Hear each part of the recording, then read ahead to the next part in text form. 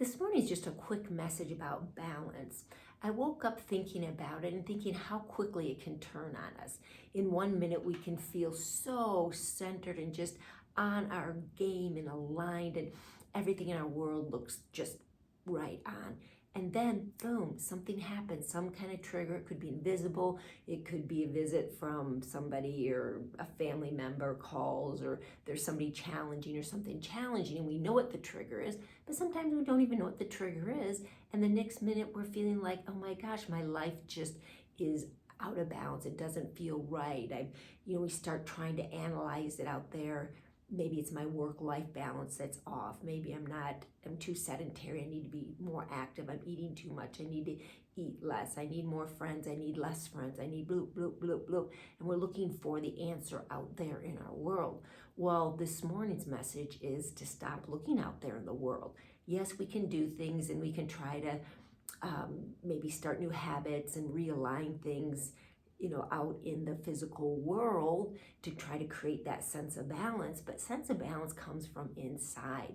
And it doesn't matter, your life can be exactly the same way, but when you find balance within you, and what I mean by balance is harmony with your heart and your mind and your spirit. It's the Holy Trinity right there, all lined up. Doesn't mean your life's perfect. Nothing. It's nothing to do with what your life looks like. What it has to do with is what alignment you have inside, coherency. I did a beautiful interview with my friend Dr. Maria Zayas, and she talked about the Heart Math Institute and coherency. And it's absolutely true, and we bring the spirituality with it, not just heart and mind, but also spirit. And when that comes in alignment and that comes in balance, it doesn't matter what your life looks like. So for instance, today I had one of those days. I woke up and I'm thinking, oh my gosh, my life just isn't what I want it to be. This isn't right, or that isn't right. I start looking what's wrong with it, what's out of balance. I need more of this and more of that. Well, what I did is I went right to my home altar. I have a special place. I call it an altar, but it's a special place that I have set up where I can go and just sit and be with me. I can do whatever ritual, whatever things that are pertinent to my aligning with who I am. And that's what that space is used for, nothing else. And it's behind a little screen in a little corner of a room, of a sunroom. And I go in there and I sit. And this morning when I was there, the focus was of just allowing that connection to come back into alignment, allowing the permeability of my spirit to come in to this physical being. And as I did that, everything just lines back up, and I find this incredible place of peace, this place of understanding, this place of harmony, and my world all looks right again. So what I invite you today is to think about that. And any time that you're feeling this out of balanceness, stuff's not right in your world, well, get inside of you right. Get that right, and that all changes.